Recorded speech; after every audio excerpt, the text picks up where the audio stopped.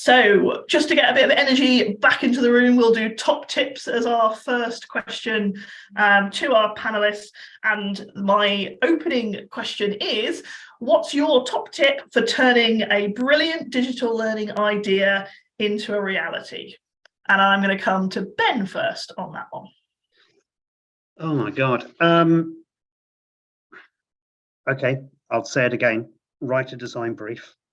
Because you need to get the ideas down clearly onto paper, and make sure that everybody within the team have a shared understanding of what you're trying to achieve, and that you can communicate that to the people who are going to be developing it.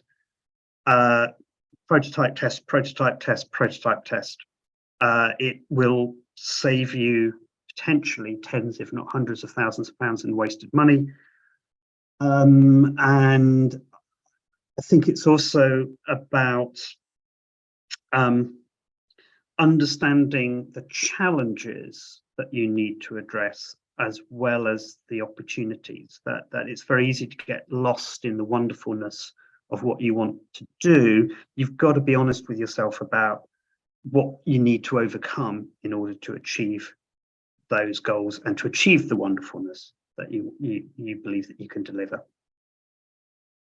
And what a key point about honesty with ourselves and really understanding those parameters. What can we achieve? What can we achieve as teams, as organizations, within the constructs that we fundamentally live and we work in? Aaron, over to you.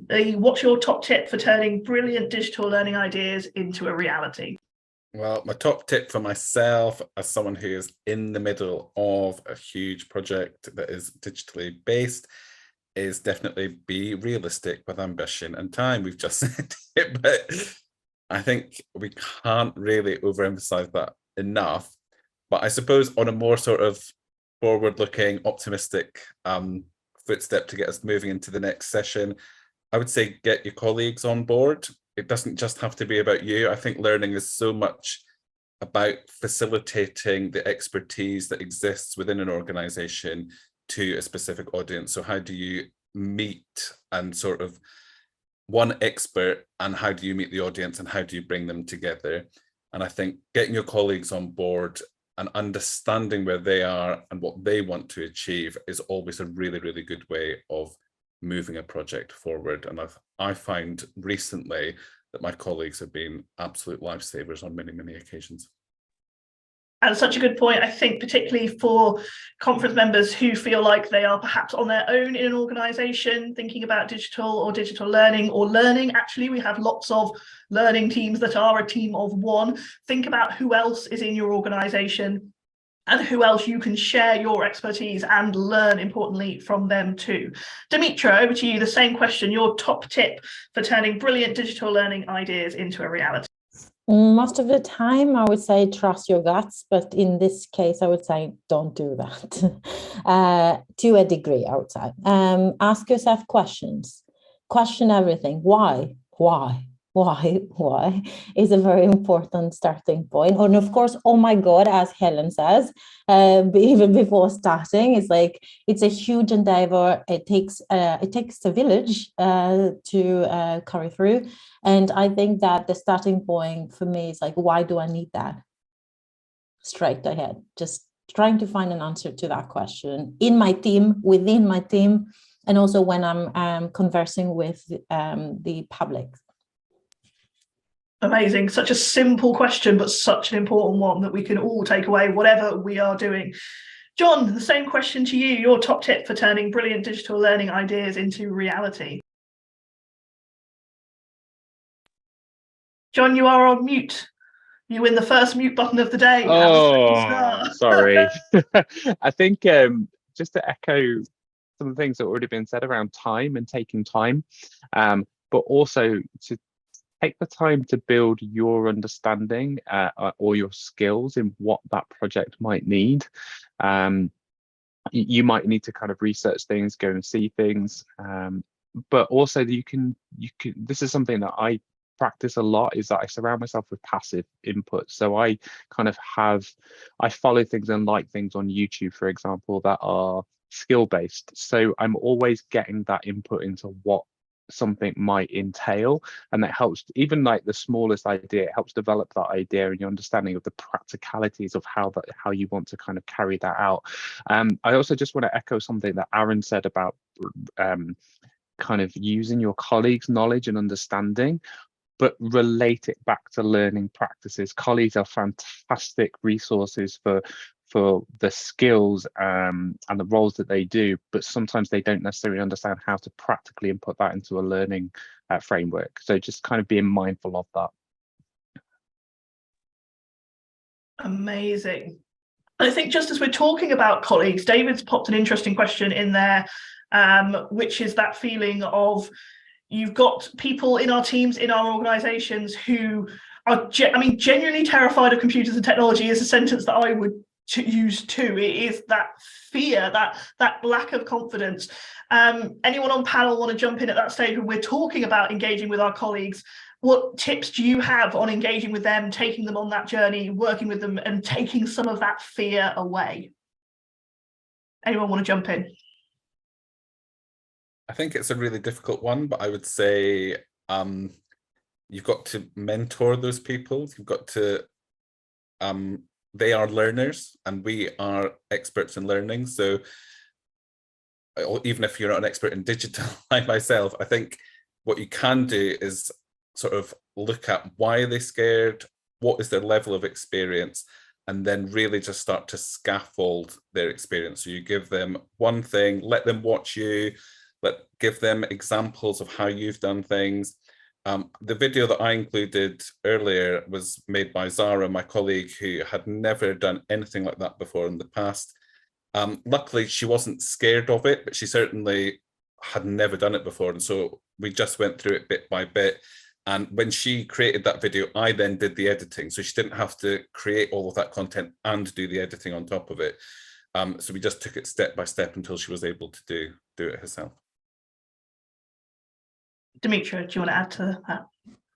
I agree with Aaron says, but I also kind of feel like that it doesn't have to be that extreme that someone doesn't even use computers. We can have different perspectives on the use of digital, the usefulness of digital, and we can all agree that computers and technology is great, or it gives us it's like door openers, but we can be in the same team talking, like we all here, we don't agree on everything. So I guess I would treat it in the same way that we talk. We have this I missed so much, and it's not because of COVID.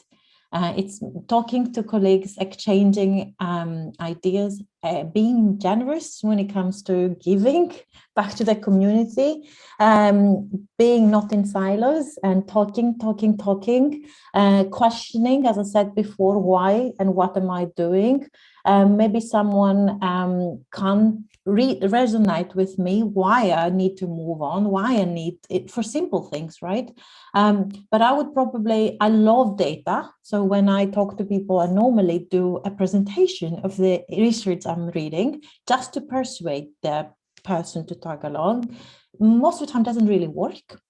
It's just a bit of a challenging process, but I think that if you actually sit down and explain to the person, okay, I'm suggesting doing this because I think it provides us a unique opportunity as to delivering content or opening accessibility, it's like reasoning why, I think that person would actually maybe won't not say no, just like stubbornly no, just because computers. I don't know. I have never experienced that because, as I said in the first session, not all of our people, colleagues at the National Museum, agree on the value or to the degree of the value of the digital. So there is there's beauty in being in disagreeing, and it makes the argument, I guess, or the decisions more concrete. Why we're doing this, why we're choosing technologies in this case, why? And you've perfectly led on to the next question I'm going to ask, which is that why question. And actually it's about, well, how do you choose when and actively when not to use technology in online on-site learning experiences, I think in particular. Ben, should we come to you first on that? You sort of started that idea, I think, when we were thinking at design stage, but there's probably lots more to say. because I come from the museum world, I'm really passionate about the real thing, real objects, real phenomena. That's the unique thing about museums and art galleries and heritage sites, is that you can provide people with access to the real thing. So you have to be careful when you're using digital, because obviously it's a great simulation of the real, but it's not the real. A lot of the exhibits I've developed were around science, and we would use a digital medium when the phenomena we were trying to illustrate was too big or too small or too fast or too slow or too expensive or too dangerous to do for real. So when there are things that you just can't do for real, you're then left with only two choices. You do some sort of analog simulation, or you do a digital simulation. And in 99 cases out of 100, the digital simulation is going to be vastly better than an analog simulation. So it's really when there's some things in history as well as in science that you just can't recreate for real, but you can do amazing experiences in digital, and that's when you should be choosing digital as a medium. The other reason I would choose digital, it's a very important element of any successful exhibition, is how you layer content. You need to provide different layers of content so people can engage to different depths. And there will be some people who will want to delve very, very deeply into a very specific topic within an exhibition. And the best way by far to give them that access is through some form of digital media. So it really frees it up, and it means you're not covering walls in text panels that nobody ever reads. Really, really interesting point. I'm going to come to John next, because I can see that there's going to be an interesting thing when you're particularly thinking about immersive technology, and how does that align with this sense of the real versus digital, which can sometimes be a sort of a conflicting point for people to get their heads around. Over to you, John. Yeah, I think the obvious things that kind of jump out is around accessibility, and a lot of people can't or don't want to use, as kind of, I think, has already been touched upon, technology, especially when you're thinking about SEND delivery. Some older participants, especially those with dementia, don't understand what's happening when they're putting on a headset or a piece of technology, for example. But a lot of the work that I do in my professional and personal practice is around finding where the analog can be supportive of the digital. So game technology pipelines, for example, where you can create assets and textures that are real objects and scanned or photographed, and they are used in the process to build a digital output. So I do actually have an exhibition on at the moment in Derbyshire that has that throughout its core. It's working with adults with learning disabilities to create a digital immersive exhibition, but without them having to delve into the digital. And it was just very simply done through creating drawings and models that we use digital tools to scan and put into the exhibition.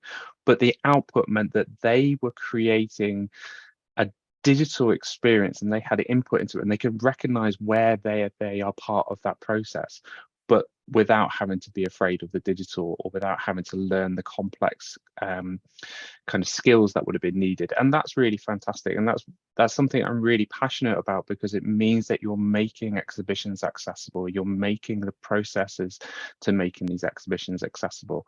And I suppose it kind of complements what Ben says about prototyping and getting audience responses and reactions, because you're involving them throughout, and that's something that's really important.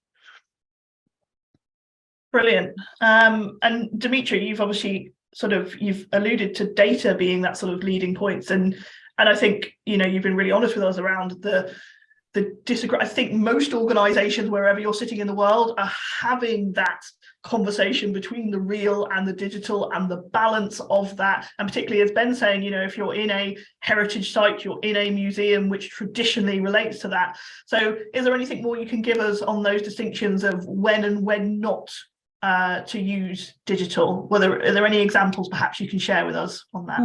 I think, because this is a thread that of the points I've been making since we started this morning. So a little bit more, I guess. I think that what is very important is that when it comes to the digital at the National Museum, we don't take for granted that technology is the solution to everything. We kind of question again why we need this solution to tell the story we want. What does the technology, what type of affordances the technologies bring into the storytelling or the experience that we cannot have by just having the real thing in the room. So what we think we do, and we will evaluate it, and we're currently evaluating too, is like we thought that all the stories that we chose to have and include in digital format at them inside them 80 gallery rooms of the new museum is that they provide a vivid narrative, either visual or audio or both, in languages, so Norwegian or English, so to address the international visitors. And it's important that they tell stories that are multimodal, so using different modes of telling a story, but it's also multisensorial, and that allows to connect the real thing to how perhaps people have used it or how it was used in that time and in that point in time. So there's always how this digital solution would allow us to animate, in a sense, the era, the use of the object, the people who used it, bringing archival material in, or like how all that would allow us to tell, to give more perspectives or more angles connected to the real object that we have in the room. Completely here, and I think it's that same idea, and I can see there's a bit in the chat as well of that enhancing idea, and I think that's what we come back to. And personally, I always think that the real digital battle doesn't get us very far. The combination, the hybrid nature, the using things when it makes sense is really, really important. I often have a appalling analogy about a digital toolbox and the idea that you don't use a screwdriver or a hammer or a tape measure or whatever it is because it's the thing in your hand. You go to your toolbox and you go and pick the right thing. And some of those things in my toolbox are digital. And even as a digital learning manager, sometimes I say they're not digital at all. So why would I pick them? I pick the right tool for the box. Aaron, anything you want to add on this idea of choosing when and when not to use technology? Well, I guess the only thing I would add really is, from my point of view, when I'm thinking about families, is that most families who come to the Abbey are engaging digitally because they're using that handset, the multimedia guide that I spoke about earlier. And so if we're going to ask them to do something digital, is that another device? So we have in the past used QR codes to encourage families to listen to music that they wouldn't be able to listen to otherwise, or to get the story of a lesser known person who wouldn't appear in their multimedia guides. We did a series of trails around spies, and you would get the story of the spy in their own voice. But I mean, obviously not their actual voice, but an actor doing their voice. But for me at the moment, I'm trying to think about how do we get those families off the devices by getting them to engage more directly with the building, because the Abbey is a church and it's not a museum. Actually, what we don't have, Ben, is lots of text panels. In fact, we've got very, very little information available. So digital is one way where we can expand how much people are able to choose their own interaction with the Abbey. So that is definitely something that as a department we're going to be looking at more.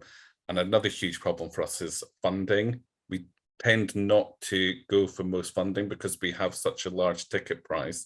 We don't tend to apply, or and sometimes we're not eligible because we're a church for big funding pots. So we wouldn't be able to provide iPads to every child who was coming in. So then we're thinking about doing things like that in smaller workshops. And that's just something that we've moved away from since the pandemic, because we've been focusing on ticketed visitors. So there's just a lot around for us how technology is such a sort of big solution, but it's also a big stumbling block for us at the moment, and we're definitely something that we're working through. And just to add to that, I mean, I think the point you make really, really well is it's about increasing reach. That you can run a wonderful workshop for 15 people, but in the end, it's only 15 people. Yeah.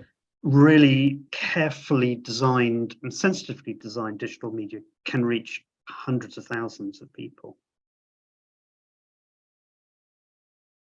Completely. At this point, a reminder to all on conference that, please do add your questions in, and I will try and cover as many as I can to panel. Helen's just put one in about when you do choose digital, how do you know how to build in shelf life? Do your managers and organisation appreciate that end of life is a real concern? Would anyone like to jump in on that?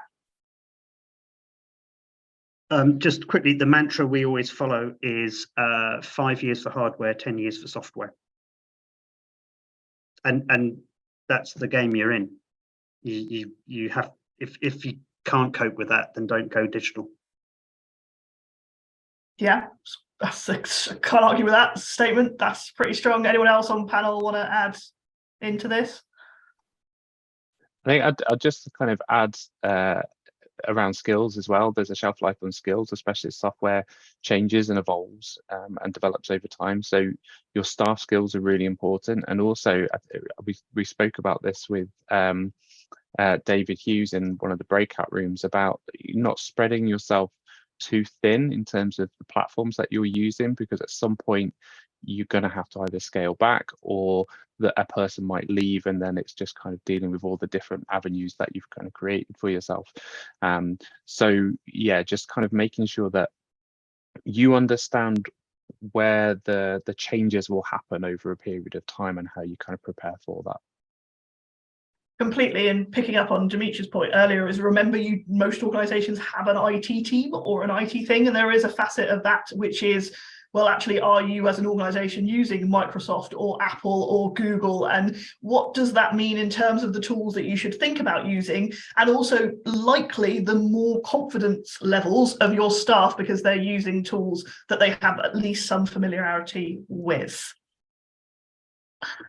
Okay, we'll move on to the next questions. I'm just keeping an eye on the chat as well. Stuart's just going to pop in a moment that template exhibition brief which Ben kindly shared so that everyone can have access to that. He'll pop that into the chat as I speak. Lovely. It's great when this magically happens. Okay, so moving on to what I think is actually quite a broad question, so I'm really happy for panel to take this how they interpret it. What methods do you find the most effective when sharing your offer to audiences? And I'll come to Aaron first on that one. So we have two forms, I would say, of digital delivery at the moment.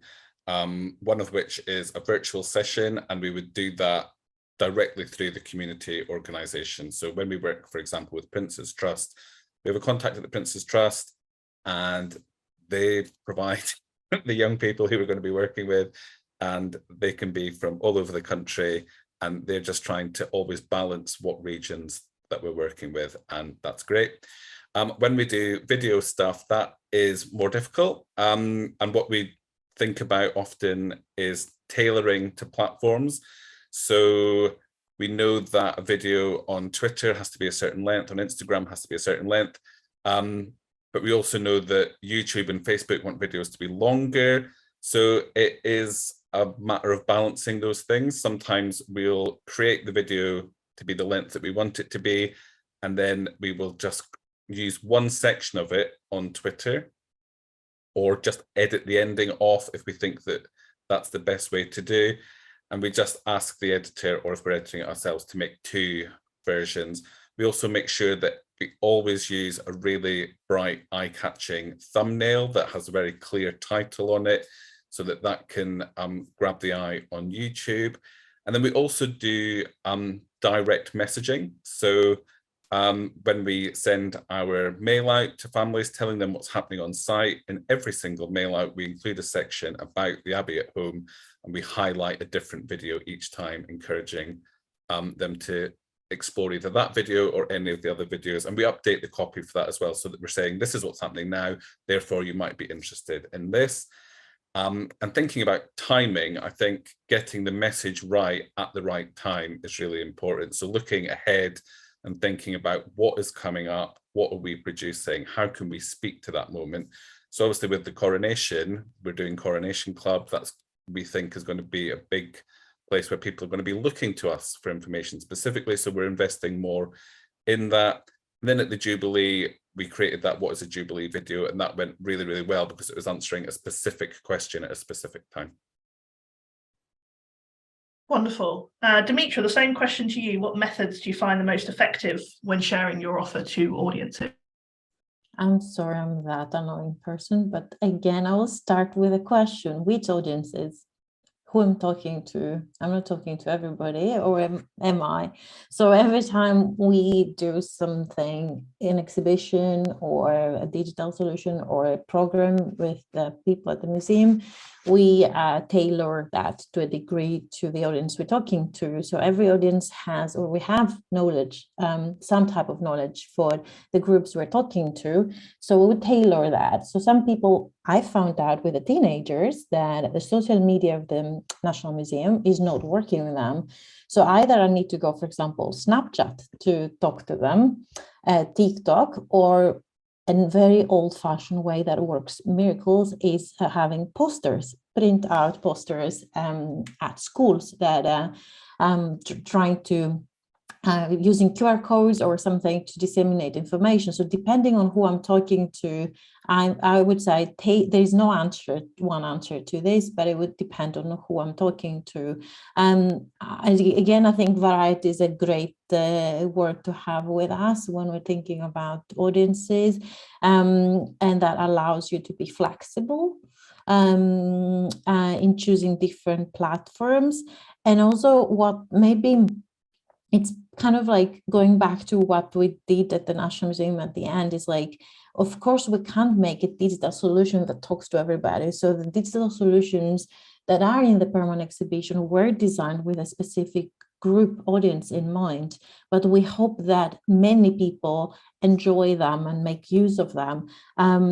But we don't know that. We're working with it. We're trying to find out. So I would say that we take for granted, or that this solution that we're offering would work for some amount of people, but we hope it will work for, again, the majority. But we need to do evaluation to find out if it does, really. Amazing, and we'll move on to evaluation in just a moment. I'll come to you, John, just on that question, if you've got anything else to add on those methods that you find the most effective when sharing to audiences. I think that there's two things really. There's penny power and people power. The penny power being the financial.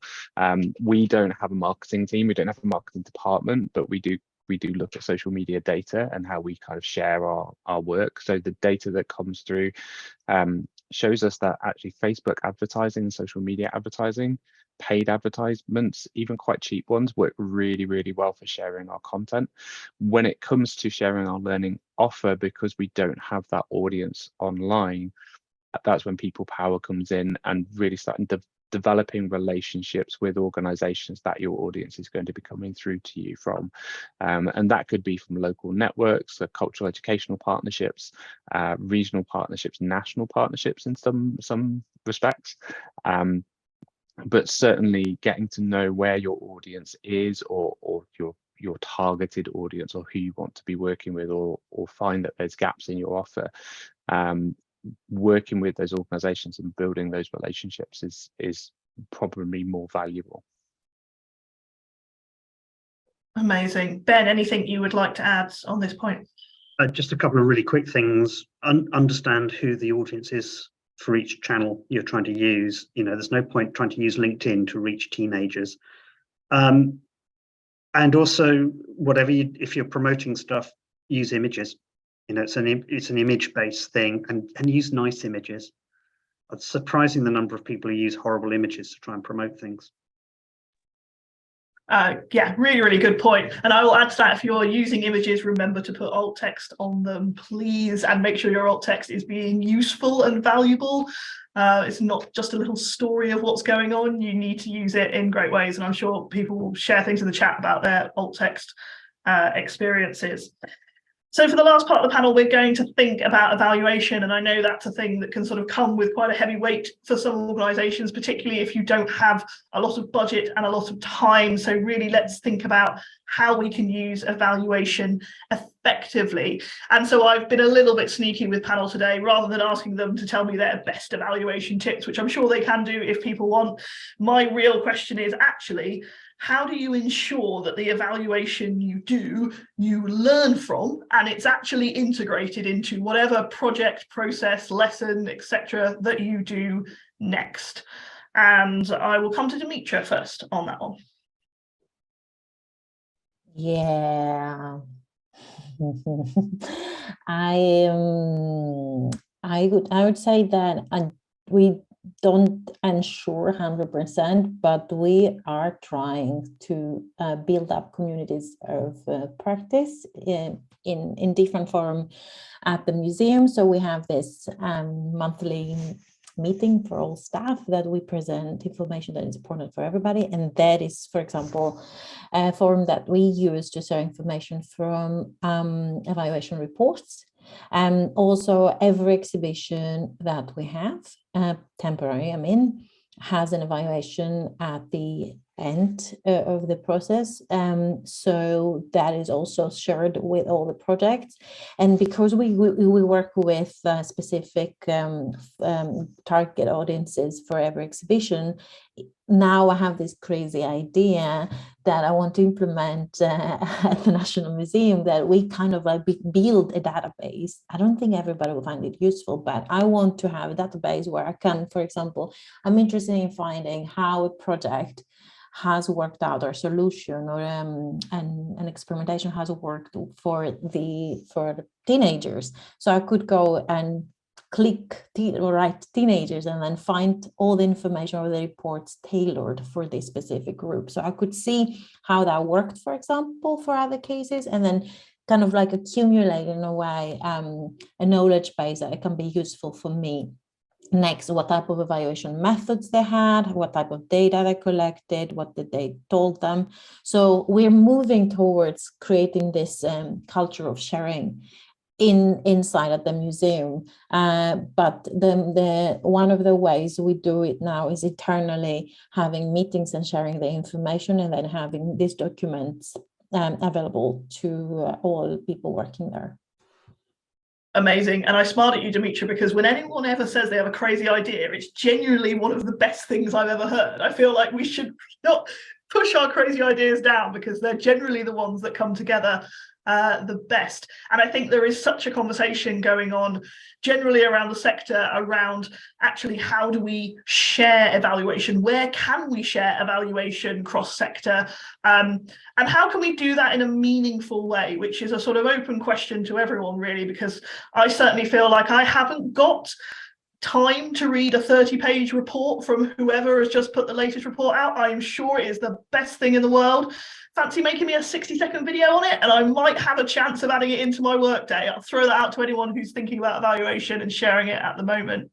Ben, let's come to you on that question around ensuring that what we learn from evaluation is integrated into the next work. Allocate time for planning at the start of your evaluation. Really, really, really nail down what do you need to find out, and from whom, and what challenges will they present, reaching them, and them giving you honest answers. You've got to also plan to hear bad news. There's no point doing evaluation if you're only going to listen to good news, because you'll end up with a completely distorted picture of reality. So you need to plan for how you actively go out and look for problems as well as evidence of success. Never start by choosing your methodology. Leave that until you've got your objectives nailed down. The other thing I learned when I was head of audience research at Science Museum, I quickly came to the realization that nobody ever read my reports, ever. They were far too busy. So I had to operate as if I was in a pre-literate culture, and I had to communicate verbally. So my role was to be in the meetings when the decisions were being made, and to verbally brief people about the audiences, about the needs, about what was going on. Because with the best of intentions, like you say, having the time to read a 15-page report, a 5-page report, is too much for most people. So you need to actively go out and promote those findings to the people who really need to hear them. Such a good point. And that reminder that actually when we think about audiences, we can often forget that our internal stakeholders are an audience too. And the way in which we educate them and we communicate with them is actually as valuable as how we communicate with our external audiences. And I don't know, I certainly would say I don't spend enough time thinking about actually, am I talking to them in the right way, in a way that makes sense for them? Aaron, let's come to you on that question. How do we ensure that what we learn from valuation is integrated moving forwards? Yeah, I am probably the worst person to ask this question to, because I mean, I love a SWOT analysis, you know that, but it's that thing that Ben says, it's about having that time at the beginning of the next project to give your time to reflect. And one thing I know that I am, and I'm sure everyone else who's in this conference is time poor. But you've just got to create the time. You've got to have that moment to reflect. Otherwise, you're just making the same mistakes again and again. And I know that I have done that. And sometimes it's making the same mistake and then thinking, oh, I knew I shouldn't be doing this. And then that's the moment that you learn. But actually, you don't want to be in that situation, because then you feel your heart sinking because you're creating something or you're delivering something and you know you're not doing it the right way because you haven't listened to your own evaluation. And so you've actually wasted your own time by doing the evaluation if you're not going to listen to it. So I would say you've just really, really got to make sure that before you go and create something, you look back at what you've done before and you just check that you're doing the right thing. It's the same way as I've been saying all the way through about knowing your audience. Well, this is part of knowing your audience. You've asked them the questions, they've given you the feedback. So actually listen to them. It's really important. It is hard to do though. Yeah, and I thank you, Aaron, for your honesty. And that's what we are all here to do at DLNET, to say is, look, we are not perfect. Just because we know what good and best practice looks like, that doesn't mean we can always do it in every single moment of our working lives. And you know what? That's okay. We're human. A SWOT analysis, for anyone that may not know, is thinking about strengths, weaknesses, opportunities, and threats. It's quite a useful timetable of ideas, but it's turning those thoughts into something actionable, which is the challenge. John, same question to you, thinking about evaluation and integrating it into future projects or programs. I just want to kind of carry on from what you're saying about SWOT analysis. I quite like a SWOB analysis. So threats becomes barriers. It becomes a bit more kind of less attacking, just to change the term of word. But there are a couple of things for me. One is I'm a big fan of bringing in external knowledge, so consultants, people who work with evaluation on a full-time basis, because they understand different methodologies and will be able to kind of guide you in a direction based on what they think will work well for you, because you might not know what models of evaluation you want to approach with. And then when you do kind of work with a model of evaluation, start small. It's really good to have evaluation process across the whole organization, but not all models fit a whole organization. So start small, maybe on a project or maybe on a regular core program. Try out a model, and if that starts to feel like it's working, then expand it on another area. We did this in a previous role where we did it on a short-term funded project, and it then became the evaluation model that we used across learning, well-being, and participation. So it grows it that way. Then I left before we could take it more organizational wide, but that was the goal, to kind of implement that model of evaluation across quite a complex organization with different outputs and different kind of ways of working. Completely. We've got about 10 minutes left. So for anyone that hasn't shared a question yet or has got something burning to ask one of our panelists, all of our panelists, please pop those in the chat now. I'm just going to flick back through and see if I have missed any in the meantime. Oh, we could set panelists slightly philosophical question. How do you feel about one of those? We've got, is the nature of heritage organisations to keep, care and curate stuff at odds with a social media and online culture of ephemeral and disposable content. I'll read that again because that is quite a mouthful. Is the nature of heritage organisations to keep, care and curate stuff at odds with a social media and online culture of ephemeral and disposable content? Anyone fancy having a tackle at that? Can I challenge the notion that online is ephemeral? Isn't part of the problem is if you say it on Twitter, it's there forever? Yeah, I would love that. Anyone else want to tackle the philosophical, or shall I go find us? I agree with Ben on that. Is even if it gets deleted, there are archives. Online, the internet is a heritage space. It's constantly recording. It's constantly evolving from how it's being used. So I treat online as a live heritage environment. You're kind of experiencing things, and even if you go back kind of 20 years on archives and websites, you're seeing heritage that is just, it's not necessarily always curated, but it's certainly accessible and presented there in front of you. I think there is a massive point as well around really thinking sort of less so on the social media things, but anything you're putting on your own website, you're physically putting digitally in your museum, your cultural organisation. Well, are you reviewing that? Are you taking that away? Just because you put a page on a website, that does not mean it needs to live there forever. Of course, the archive websites will keep it and do all that, but should that still be the same thing that you have in your space? It's always something to think about, and something that is evolving in a way. And I think maybe evolving rather than ephemeral is a more helpful word in that space. Anyone else for any other questions? We've got our panelists for a little bit longer, so if you've got anything you want to pick their brains on, now is the moment.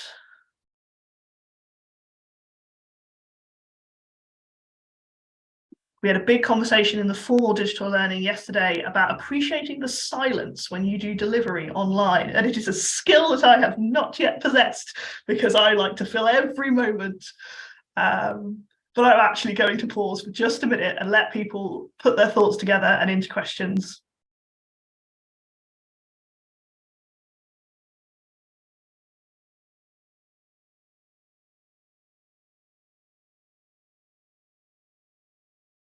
Aaron, would you like to talk? I just would like to ask the panel, what do you find like the most inspiring with digital? What is it that like really gets your fire going?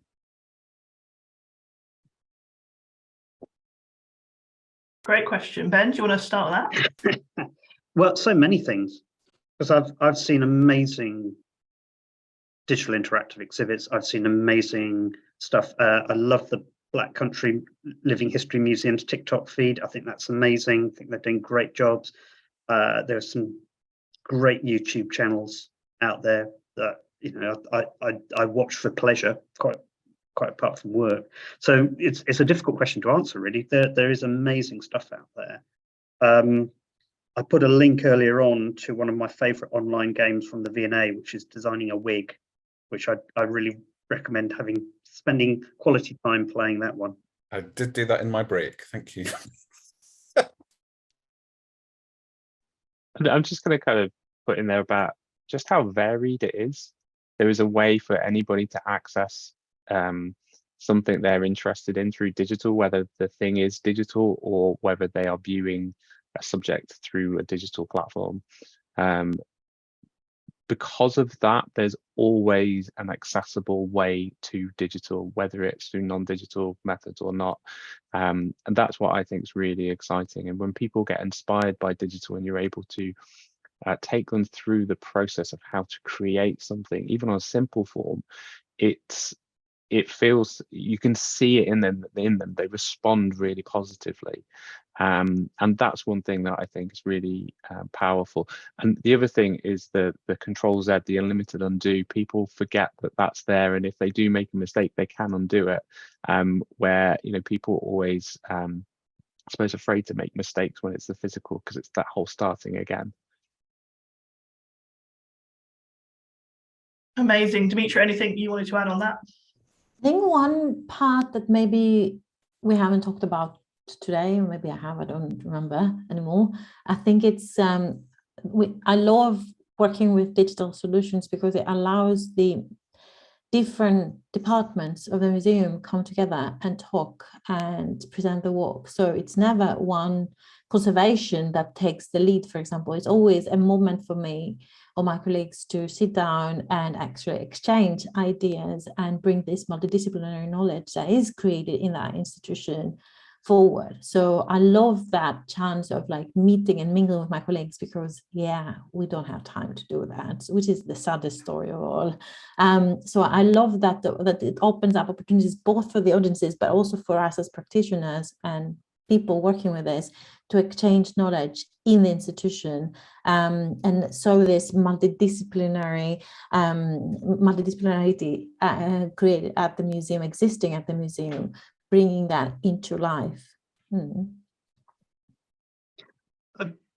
Just wanted to quickly pick up a point I just picked up in the chat from David about families getting away from screens.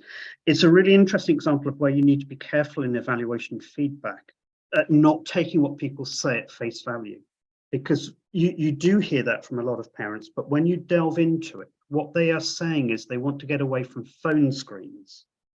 And what they're trying to get away from is isolation that a phone screen can often deliver. All of the evidence shows that families, parents and children absolutely love digital interactive exhibits because they can do them together. It's a shared experience. So when they say, I want to get away from screens, it's shorthand for, I want to get away from a phone screen where I can't talk to my child and my child can't talk to me. Yeah, really good point. Aaron, anything you want to add on that with your family's hat on? Yeah, I mean, I think for me, family learning is about fundamentally being together. When I talk about family learning, I'm actually not interested at all in knowledge. I'm interested in emotions. I'm interested in memories. I'm interested in conversation. I'm interested in connection. And I think all of those things can be done on digital. I think like they can be done digitally on site, but they can also be done digitally at home. And that is something that we embed into everything we're doing, is pause this video, stop this video, stop looking at us, take some time to have a conversation about this, so that it is getting away from screens. The screen is the catalyst, but there's more ideas. And that's why with Coronation Club, we've got this support pack, because what we want is for parents to then say, oh, that's a good idea that they've mentioned in that video. Let's now do that. And some of the ideas are, go to your local park and count out 50 years and steps, count out something like that, so that you're bringing people together by providing a stimulus. Completely agree. Lots of fantastic questions now flooding into the chat, as is always the way. Rosie's asked about favourite examples of informal digital learning, which I think we've all alluded to in various ways. If people on conference have their favourite examples, do drop them into the chat too. I'm going to pick up David Hughes's question, because I think it's sort of relevant across board, whatever organisations we're working in. And it's a content question, really, of, despite living in a digested TikTok social media world, have you noticed a shift over the last few years to a desire for longer form content, such as podcast, discussion, interview? Where's the distinction here between short form and long form content? Anyone want to jump in on that? Dimitra, go for it. I guess it's related to who I'm talking to. I mean, we wish to reach out everybody in this country and abroad, which sounds like it's like a super goal in my head, but we're trying our best. So that's why we use diverse platforms and ways of communicating with different audiences.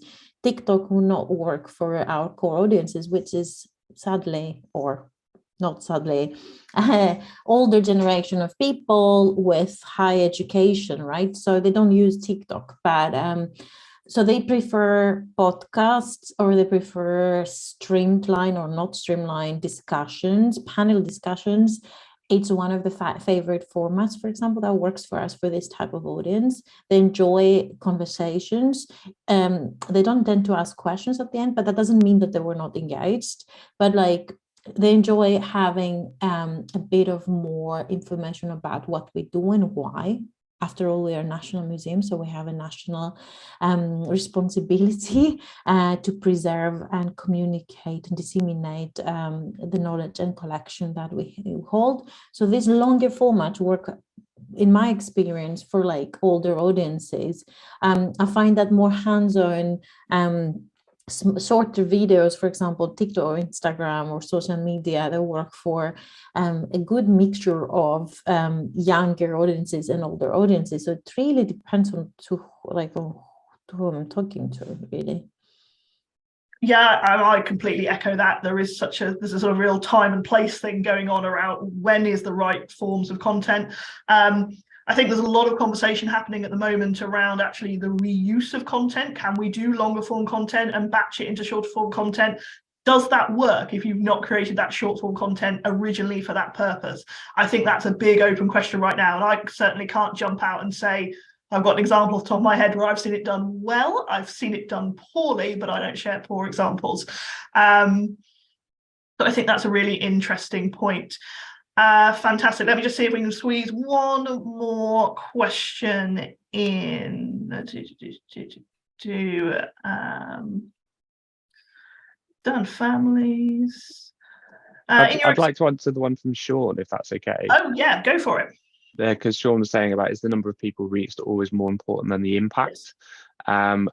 We worked on a project last year, I touched upon it earlier, that worked with care experienced young people, and the output was a co-location VR audio play where audiences, 6 people at a time, were in the virtual space, in a physical space, so they're in the same location, whilst an audio performance happened while they were in headset. Now, we only managed over 2 days, had space for 60 audience members, so not that many people saw it. But the engagement, how we created that, was going into care homes and working with young people, in some cases on a one-to-one basis, and kind of delving into not necessarily what it was like for them to be care experienced, but their goals, their aspirations, their creativity.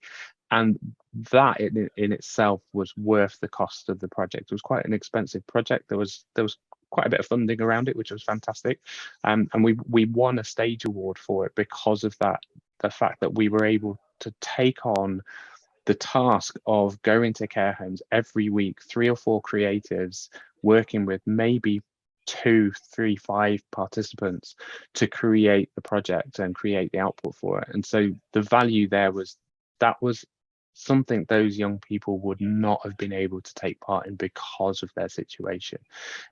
So I think there's certainly times when it can go the other way, but when it comes to reaching, we throw around this term a lot about hard to reach. There's a reason why they're hard to reach, and sometimes it is financial and chasing the numbers. So it's really kind of looking at making sure that we are engaging with those people who are hard to reach.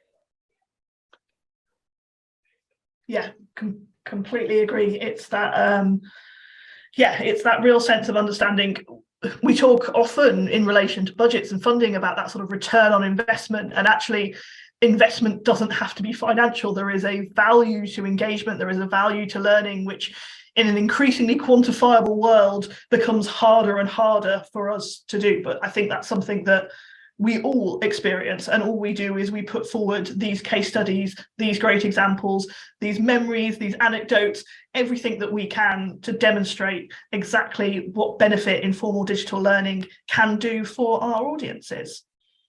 In a way, this is something, this is something which long predates digital media. I mean, it's a perennial question in the museum sector, is are you reaching large numbers, or are you providing really in-depth quality experience for a smaller number of people?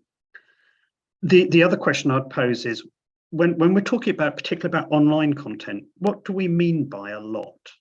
What do we mean by popular? Is 20,000 people a lot in the online world? I honestly don't know the answer to that, but I see a lot of reports where people say our thing was very popular, our thing reached a lot of people, and then they quote a number. I don't know what baseline to judge that against. Yeah, I think that's a really, really good point. And I think something as well, in the spirit of being aware that everything's not a competition. So what is a big number for you and for your organization? If you're in the market of big numbers, you need to set your own set of baselines, your establishment. Something goes out on Instagram and you go, well, that's a great number compared to that number, rather than going, well, actually, what is the scale of that number? And actually the conversation then hopefully moves into, well, how do I grow the number if growth is the thing I am interested in? And we're thinking about numbers.